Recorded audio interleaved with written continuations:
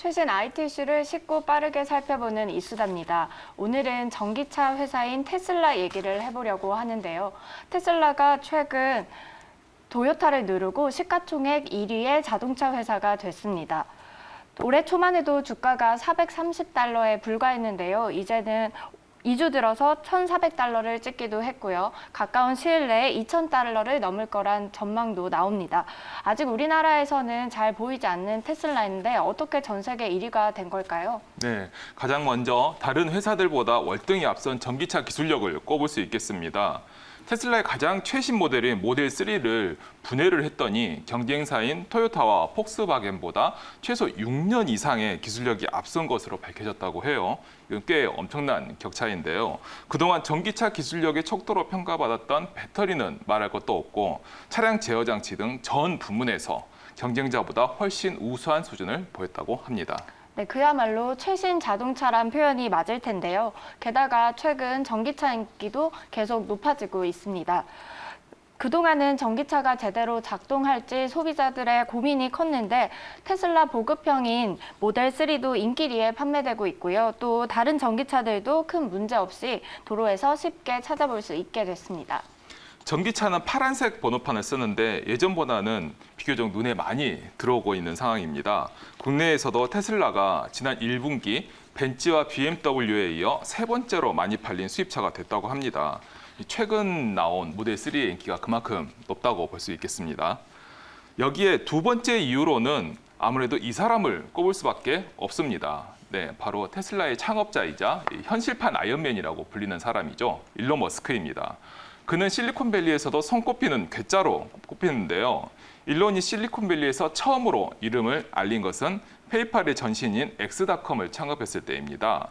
그러다가 페이팔을 이베이에 매각하면서 그는 거금을 챙기게 됐는데요. 그 거금을 바탕으로 또다시 창업에 나섭니다. 이때 만든 회사가 바로 테슬라와 우주 탐사 기업인 스페이스X입니다. 두 회사 모두 사업 분야가 범상치가 않죠. 네, 스페이스X는 우주 탐험 회사입니다.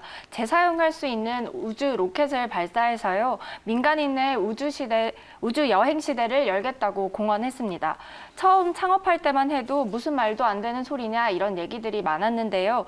최근 로켓 발사 시험에 연이어 성공을 하면서요, 정말로 민간 우주 여행 시대가 열릴 거란 기대도 나옵니다.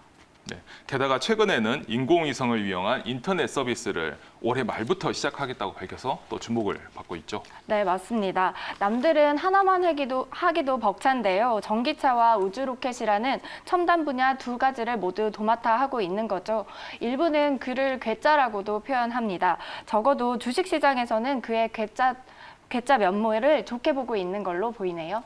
네, 테슬라 주가는 오랜 시간 동안 꾸준히 오른 게 아니라 올해 들어서 엄청나게 큰 폭으로 급등을 했습니다. 머스크 본인도 한 방송에 나와서 주가가 왜 이렇게 오른지 모르겠다고 밝힌 적도 있어요. 테슬라 그리고 머스크의 기행에 대한 투자자들의 알 수 없는 기대가 이 주가에 반영된 결과로 보이기도 합니다. 네, 그래서 일부에서는요, 애플과도 비교하기도 합니다. 스티브 잡스 CEO가 있었던 당시 애플처럼 투자자들의 애정에 기반해서 주가가 오르고 있다는 거죠. 네, 그래서 일각에서는 이 주가가 너무 고평가되어 있다는 지적도 나오고 있습니다. 참고하시는 게 필요하겠죠. 그리고 마지막으로는 자율주행을 꼽을 수가 있습니다. 최근 자동차 회사들의 화두이기도 한데요. 이 자율주행은 운전자 없이도 자동차가 알아서 운전해주는 기술을 말합니다. 이 기술은 현대차, 기아차를 포함해서 전 세계 모든 자동차 회사들이 연구하고 있다고 해도 과언이 아닙니다. 인공지능과 사물인터넷, 그리고 빅데이터까지 모든 첨단 기술의 융합체이기 때문이죠.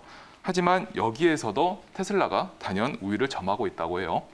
네, 테슬라는 자동차를 살 때부터 자율주행 기능을 옵션으로 선택할 수 있습니다. 써보면 꽤 훌륭한 기능들을 보여주는데요. 주변 인식 능력과 자동 운전 실력을 잘 보여주고 있습니다. 게다가 최근에는 기능이 계속 업데이트되면서 점점 더 좋아지고 있다고 하니까요. 무인 택시처럼 자율주행을 이용한 다른 사업군에서도 성공할 가능성이 높아졌습니다. 네, 테슬라 구매자들의 얘기를 들어보면 가장 만족도가 높은 기술로 바로 이 자율주행을 꼽는 사람들이 꽤 많습니다. 그만큼 성능이 좋다는 거겠죠. 하지만 자율주행 기술은 아직까지는 완성됐다고 보기에는 무리가 있습니다. 그리고 특히나 자율주행은 기술 자체가 완성됐다 하더라도 각종 규제와 보험, 그리고 자동차 사고에 따른 책임 소재 문제까지 다양한 것들이 결합되어 있습니다.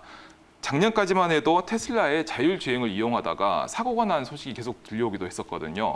그래서 아직까지 낙관은 금물이 아닌가 합니다.